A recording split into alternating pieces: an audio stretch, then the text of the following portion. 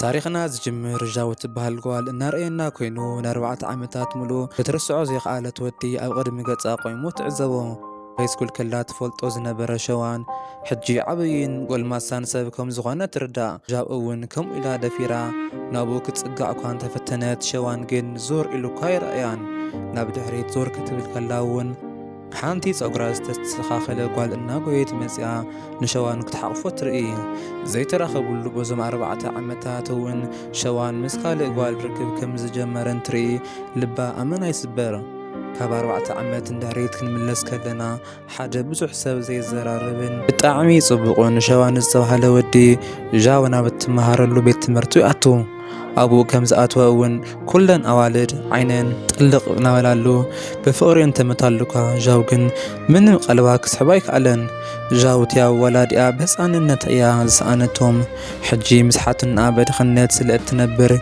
كاب كلن أوالد إتا بيت مرتي إتا زرخيت سانبرت سلزي جما جنزب مقطع كتبل أوالد زناقعلو بار بوتا كام مخاد سليت زبال روز تراي بمبلاع معالتا كتحلف بمفتانا برات دفئ سوات بزاق مقبك حتى واكلون دايت كم زلوات نقروم من مكا كمزي دخان تخوانت نايتي هافتام شوان قلبي نمسحاقن زن أسات عين ورتن شوانون بزرخة وقات آمي كله فشخنا بلا عيني يرأى الساقوا قنجنا نايت ودي انت زيك حادت نمنتاي قيمو كم زرقاقن اي تردان لكا شوان كم زفت ألا تمالي أباركت كيد كلار إيوا سلازنبرة تمتشو أيو باتي إيوان تدما ناي فقري ألار مستوهالة حدا أبليكيشن مولو بيت تمرتي تلغيقو نبرة نايزي أبليكيشن سراح خلطة سبات زفاقرون تخينوم ناي فقري ألارموم كتصوعي جمر بزوح سب زفاتوكم قصر دما بزوح قرص لبي أبسلكم زرعي خون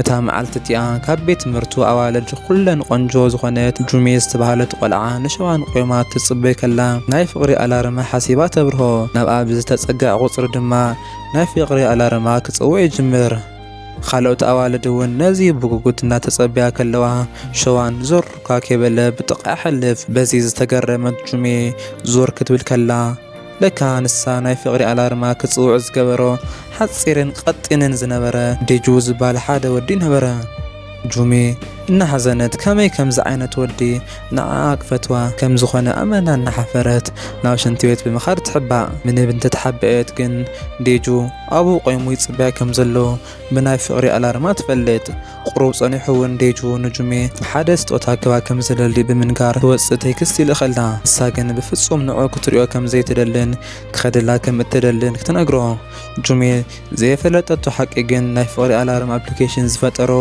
ዴጁን በዓሉ ክኸውን ከሎ ነዚ እውን ዝገበሮ ስምዒቱ ንጁሜ ንምንጋር ሓሲቡ እዩ ኣብ ናይ ዕረፍቲ ሰዓቶም ሸዋን ምስያን ግምዝ ዝተባሃለ ኣርኩ እናውግዐ ከሎ ሓደ ወዲ ክፍትን ይምልከቱ ሸዋን እውን ኣርኩ ከመይ እናርኣ ከም ዘለዎ ኣስተውዒሉ ያንግውን ከም ዝፈትዋ ምጥርጣር ይጅምር ካብ ትምህርቲ ድሕሪት እውን ሸዋን ንጃው ናብ ቤታ ክሰዕብዋ ኣርኩ ክነግረ ከሎ ያንጊ ግን ንዓኣ ምንም ስምዒት ከም ዘይብሉ ይነግሮ ሸዋን ግን ካብ ኣዘራርኡ ሓቂ ክርድኦ ይኽእል ድሕሪኡ ብሓባር ንጃው ስዒቦም ናብ ቤታ ምስ በጽሑ ያን ክሳብ መወዳእታ ሓቂ ክዛረብ ይጅምር እሳ ካልእ ፍቑር ከም ዘለዋን ቅድሚ ሕጂ ስጦታ ዝሃባ ወዲ እውን ንሱ ከም ዝኾነ ብምንጋር በቲ ምኽንያት እቲ ክሳብ ሕጂ ፍቑሩ ክገልጽ لا كم زي خالي نقرأ نقر جن شوان بتشرش عركو كم زي حسوا كحسب يخلن بكداس فقرس لزلوات راي بحكي تفكر الله مالت كم زي خانة يقل صلوا بتهمشتتي جو أبصراح كلنا فقرا صباح ناب إنترنت كافيه بحوار خروي حتى ساجن كبت مرت دحريت كل سرعة كم زلوان كم زي تأمنت نقرأ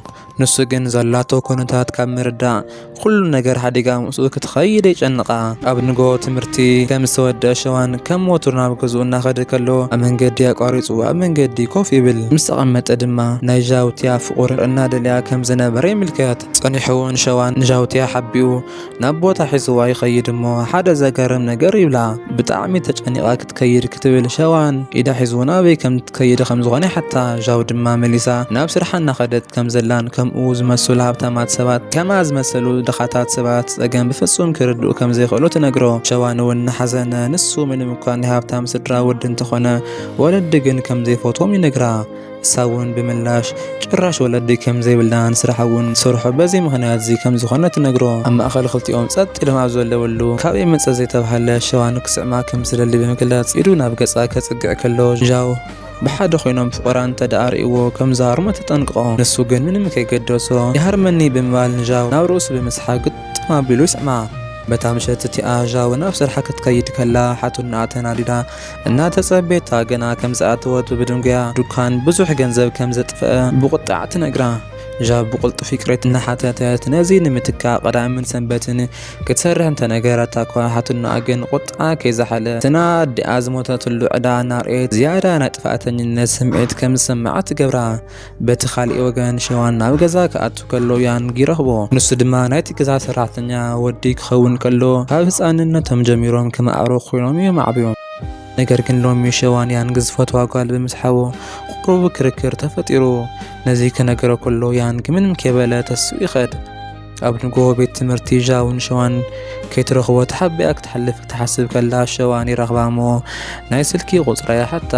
እሳ ግን ኣመና ካብ ምሕፋራ ዝተለዓለ ሓዲጋቶ እናጎየት ትኸድ።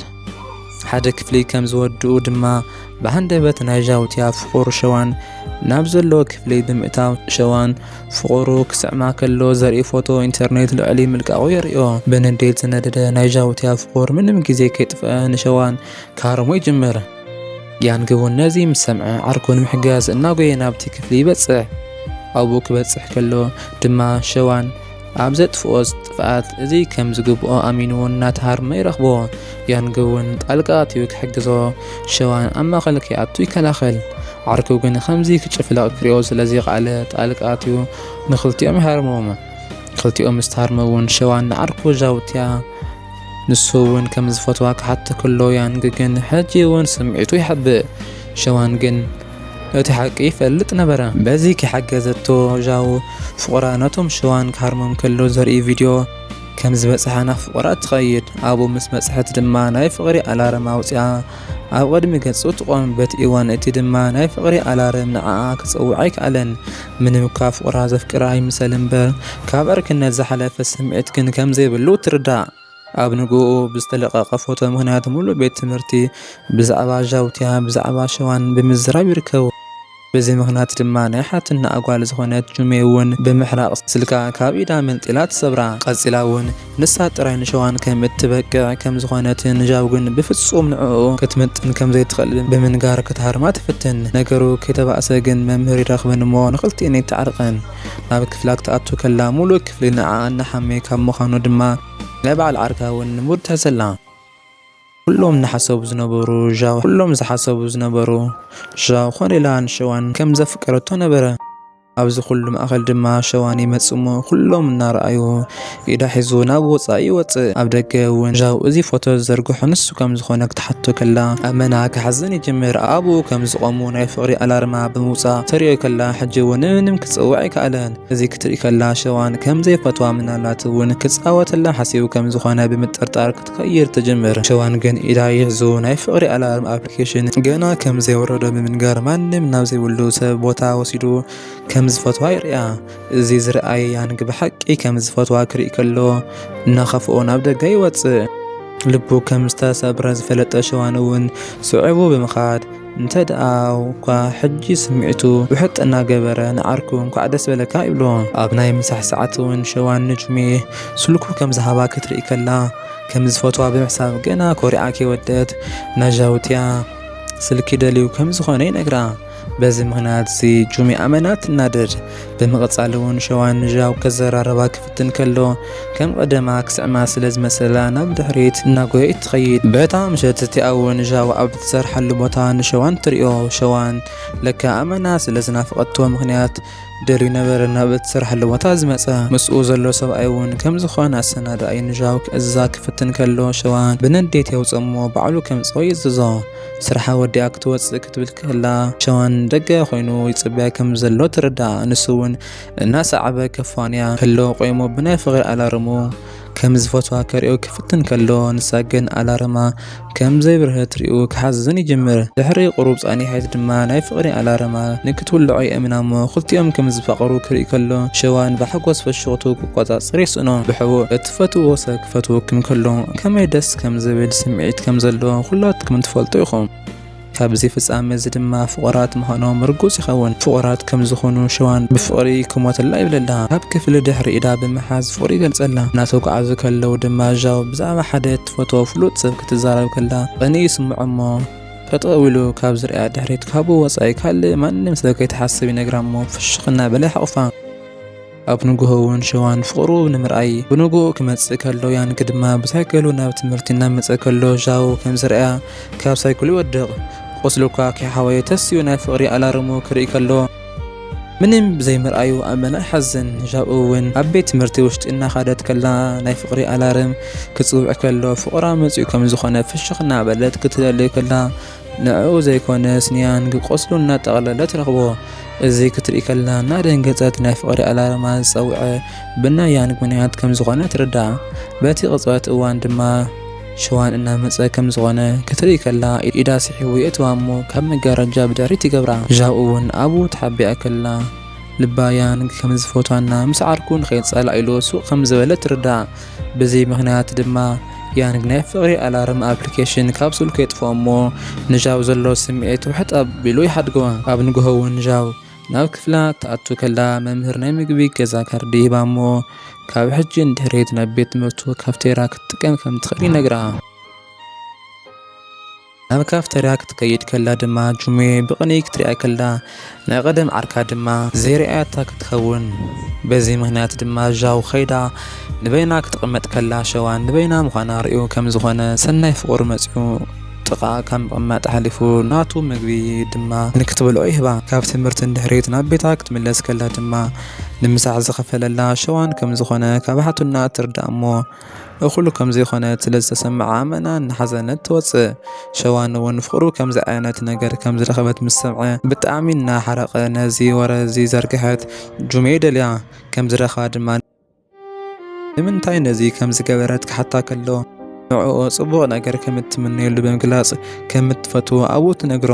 ንሱ ግን ከይሰምዓ ኣብ ዝቖመትሉ ሓዲግዋ ክኸይድ ከሎ ንሳ ብሓቂ ከም ዘይትፈትዎ ንሃብቱ ኢላ ከም ዝቐረበቶ ከም ዝፈልጥ ይነግራ። እዚ ምስ ነገራ ድማ ምንም መልሲ ከይሃበት ሓዲጋቶ ትኸይድ። በቲ ሰዓት እቲ ድማ ዣው ኣብቲ ቦታ ትመጽእ። ንሱ እውን ከይነገራ ምስሓ ብምኽፋሉ ይቕሬታ ክሓታ ከሎ ዣው ግን ንዓኣ ብምሕሳብ ዝገበሮ ነገር ከም ዝኾነ ከም እትርዳእ ትነግሮ። ካብዚ ግዜ እዚ ድማ ፍቕሮም ዝያዳ እናወሰኸ ይመጽእ።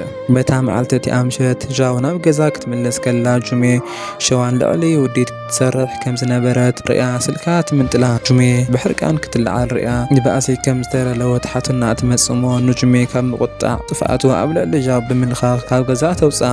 ሕጂ ናብ መንገዲ ዝወፀት ዣው ንብዓት እናወረደት ኣብ መንገዲ ኮፍ ትብል። ካብ ቅድሚ ገጻ ሸዋን ቆይሙ ትሪኦ። ንዑ ክትሪኦ ከላ ኣብ ውሽጣ ዝነበረ ሓዘን ኩሉ ይጠፍእ። ድሕሪኡ ልክዕ ከም ንሓቂ ፍቑራት ናብ ሓንቲ ደሴት ኸይዶም ንምዝንጋዕ ይሓስቡ። ኣብኡ ኮይኖም እናተዘናግዑ ከለዉ ይመሲ እሞ ዣው ንምዕራፍ ናብ ክፍላ ትኸይድ። ካብ ዝተወሰነ ግዜ ድማ ናይ ሓዊ ትኪ ካብ ድቃሳይ ተንስኣ። ለካ እቶም ዝተወልዑ ሽምዓታት ከይጥፍእዎም ስለ ዝተረፉ ተተሓሒዞም ነበሩ። ክፍሉ ብሓዊ ክነድ ከሎ ድማ ኩሎም እናተደናገጹ እግሮም ናብ ዝመርሖም ቦታ ክጎዩ ይጅምሩ። ነዚ ሓዊ ዝርአየት ዣው ገና ብ9 ዓመታት ዘጋጠማ ኩነታት ኣብ ኣእምሮኣ ክመላለስ ይጅምር። በቲ ዕድመ እቲ ወለዳ ሓዊ ኣቃጺሎም ዘለውሉ ክፍሊ ብምዕጻብ ርእሶም ከጥፍኡ ከለዉ ዣው ግን ብፈጣሪ ሓገዝ ትርፍ። ነገር ግን ዘጋጠማ ዘፍርሕ ተዘክሮ ክትሰግዋ ይከኣለትን። ከምኡ ኢላ ሓደ ክቦት መስኮት ክትረክብ ከላ ትረጋጋዕ እሞ ሰባት ወፅኡ ከለዉ እሳ እውን ብጉያ ካብቲ ቦታ ትወፅእ። ካብቲ ህንፃ ወፂኣ እውን ሸዋን ከም ዝርአቶ ኣብ ኣእዳው ብምዃን ምርግጋዕን ጸጥታን ክስምዓ ብምሕሳብ ኸይዳ ትሕባእ። በዚ ሰዓት እዚ ድማ ሸዋን ንኽትረጋጋዕ ብምሕሳብ ብሞተሮ ናብ ሓደ ባሕሪ ዳርቻ ይወስዳ እሞ እቲ ለይቲ ብምሉእ ብፍቕሪ ተዋሒጦ እናብረዩ ክሓሰቡ ይወግሕ። ኣብ ንግሆ እናተመለሱ ከለዉ ዣው ናይቲ ባሕሪ ሰማይ እናርአየት ስለ ዘላትሉ ኩነታት ብሓጎስ ፍሽኽ ክትብል ትጅምር። እዚ ዝረኣየ ሸዋን እውን ናይቲ ሞተር ፍጥነት ብሓደ ግዜ ይውስኾ እሞ ከይሓሰበት ኣብኡ ክትሕቆፍ ይገብራ። እትፈርሒ ጓል ዝነበረት እውን ከምዚ ተሓቂፋቶ ኣላ። ኣመና ዘገርም ሰላምን ሓጎስን እናተሰምዓ ብዘለውሉ ኩነታት ድንገት ክልቲኦም ዘይሓሰብዎ ነገር ይፍጠር። ሸዋን እናቐልጠፈ ከሎ ምስ ሓንቲ መኪና ይጋጨው እሞ ክልቲኦም መሬት ይወድቁ። ዣው እውን ከምኡ ኢላ ዓይና ክትከፍት ከላ ሸዋን ርእሱ ሰሒቱ ቆሲሉ ትዕዘቦ። ንዕኡ ክትሕዞ እናተመነየት ኢዳ ክትዘርግሕ ከላ ክሳብ ሕጂ ብሓባር ዘሕለፍዎ ግዜ ካብ ኣእምሮኣ ክመላለስ ይጅምር። ሸዋን ጥራይ ዝነበረ ኣብዚ ሰዓት ድማ ንዓ ዋጋ ዝህቦ ዝነበረ በይኑ ከም ዝነበረ ትርዳእ። ብኣጋጣሚ ዣው ብደቂቕ እንተይተጎድአት እኳ ሸዋን ግን ኣመና ጉድኣት ስለ ዝበፅሖ ስድራ ቤቱ ናብ ሆስፒታል ይወስድዎ። ካብቲ ሓደጋ ድሕሪ እውን ካብ ቤት ትምህርቲ እኳ ብምስኣኑ ዣው ንሸዋን ብፍጹም ክትረኽቦ ኣይከኣለትን። እዚ ዝረኣዩ ተምሃሮ እውን ኣብ ሙሉእ ቤት ትምህርቲ ዣው ፀገም ዘለዋ ጓል ከም ዝኾነትን ንዓ ዝተፀግዐ ኩሉ ሕማቕ ነገር ከም ዘጋጥሞ ክዛረቡ ይጅምሩ። ነዚ ሰምዕያን ገውን ነቲ ወረድ ዘጀመሮ ሰብ ብመዴት ካርሞ ክደሊ ከሎ ንዣው ካብ ክፍሊ ወፃኢ ቆይሞ ይምልከታ። ኣብኡ ድማ ናብ ወፃኢ ይወፅእ እሞ ንዣው ከዘናግዓ እናፈተነ ከሎ ሸዋን ድሓን ከም ዝኸወንን ብዙሕ እውን ከይትጨነቕን ኢሉ ናይ ሸዋን ገዛ ኣበይ ከም ዝኾነ ይነግራ።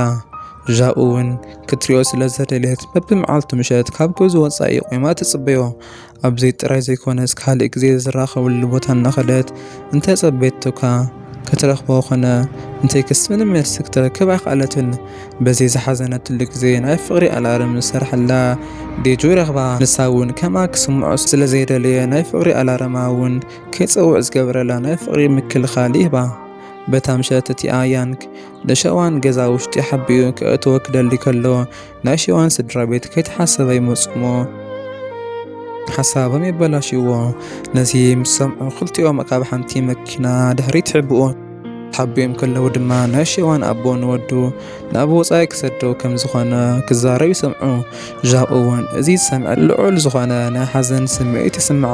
ስለዚ ድማ ናብ ሂወቱ ካብ እትኣቱ ድሕሪት ሕማቕ ነገራት ጥራይ እናገጠመ ከም ዝኾነ ብምሕሳብ ካብ ሕጂ ንድሕሪት ምንም ፀገም ውሽጢ ከም ዘይተእትዎ ብምሕሳብ ስምዒት ሓቢኣ ካብኡ ክትራቅ ትውስን። ናይ ፍቕሪ ምክልኻላ እውን ተብርህ እሞ ካብኡ ንሓንሳብን መወዳእታን ግዜ ትርሕቆ። በዚ ድንገተኛ ናይ ፀባይ ለውጢ ኣመና ዝተጎድአ ሸዋን ክቕበሎ ስለዘይከኣለ ክበኪ ጅምር። ቀፂሉ እውን ናይ ፍቕሪ ኣላርሙ ከብር ከሎ ዝረኣዮ ነገር ዝያዳ የሰንብዶ። ምንም ልቢ ኣብ ውሽጡ ከም ዘየለ ይርኢ። ያንግ እውን ዓርኩ ከምዚ ሰብ ክሪኦ ስለዘይከኣለ ካብቲ ቦታ ሒዝዎ ይኸይድ። ካብቲ ግዜ እዚ ድማ ምንም እኳ በብመዓልቱ ንኣ ንምርኣይ ኣብ መንገዲ ቆይሙን ተፀበያ እኳ ዣው ግን ንዑ ክትሪኦ ፍቃደኛ ክትከውን ኣይከኣለትን። እዚ ከም ዝኾነ ድማ ምንም ከይተሓሰበ 4 ዓመታት ይሓልፉ። ካብ 4 ዓመት እንድሕሪት እውን ዣውን ሸዋን ክትዕዘቦ ከላ ለካ በዞም 4 ዓመታት ሙሉእ ብምሉእ ከም ዝተለወጠ ካልእ ጓል እውን ከም ዝሓዘት ትርዳእ። በዚ ግዜ እዚ ድማ ዣው ናይ ባዕላ ስምዒት ክትርድኦ ከይከኣለት ከምኡ ኢላ ደፊራ ናብ ሸዋን ትፅጋዕ። ንሱ ግን ዞር ኢሉካ ከይርአ ተሓላለፉ። ካብዚ ድሕሪኡ እውን ሸዋን ሓዳሽ ፍቕሩ ናይ ሓደ ቢዝነስ ቦታ ከይርአ ይወስዳ እሞ ፍቕሪ ብዝተመልኦ ፍሽኽታ ይምልከታ። ምንም እኳ ክሳብ ሎሚ ናይ ፍቕሪ ኣላርሙ መፂላ ከም ዘይፈልጥ እንተሓሰና እኳ ነገር ግን ምስኡ ጥራይ ምዃኑ ከም ዓብዪ ዕድል ትቆፅሮ። ኣብ መንገዲ ከለዉ ኣብ ማእኸል ምግቢ ክትገዝእና ጎየት ክትከይድ ከላ ሸዋን ቆይሙ እናረእያ ሙሉእ ብምሉእ ከም እትፈትዎ እናፈለጠ ደስ ይብሎ። ነገር ግን ኣብ ውሽጡ ንዣው ዘለዎ ስምዒት ክሳብ ሕጂ ኣይተቐየረን ነበረ። ሓዳስ ፍቕሩ እኳ ነዚ እንተፈለጠት ሸዋን ግን ከይፈልጠላ ስቕ ትብል ነበረት። ኣብ መንገዲ ክኸይድ ከሎ ድማ ናይ ሃይስኩል ፍቑራ ዘይኮነስ ኣብ መንገዲ እናኸዱ ከለዉ ድማ ናይ ሃይስኩል ፍቕሩ ዝኾነት ዣው ዘሕለፈ ግዜ ትዝ ስለ ዝበሎ ስምዒታዊ ይኸውን። እቲ ሓዳስ ፍቕሩ ንናይ ቀደም ፍቕሩ ዘለዎ ስምዒት ክሳብ ሕጂ ከም ዘይሓደጎ ትርዳእ። እዚ እናሃለወ ድማ ዣው ናይ ሸዋን ሓዳስ ፍቕሪ ፎቶታት ኣብ ሶሻል ሚድያ እናርአየት ክትቐንዲ ከላ ንዑ ብሉፅ ከም ዝኾነትሉ ክትሓስብ ከላ ንሱ እውን ብዛዕባ እናሓሰበ ከም ዝኾነ ግን ኣይትፈልጥን ነበረት። ሓደ መዓልቲ ቤት መጻሕፍቲ ውሽጢ ከላ ያንግ ይረኽባ እሞ ክሳብ ሎሚ ሓቢእዎ ዝነበረ ስምዒቱ ምንም ከይሓበ ከም ዘፍቅራ ይነግራ። በዚ ምክንያት ድማ ን4 ዓመት ፍቕሪ ብምትንፋሱ ብጣዕሚ ደስ እናበሎ ናብ ገዛ ክምለስ ከሎ ሓደ ሰብ ክፈትዎ ከም ዝጀመረ ዝተረድኦ መን ከም ዝኾነ ብጉጉት ይሓቶ።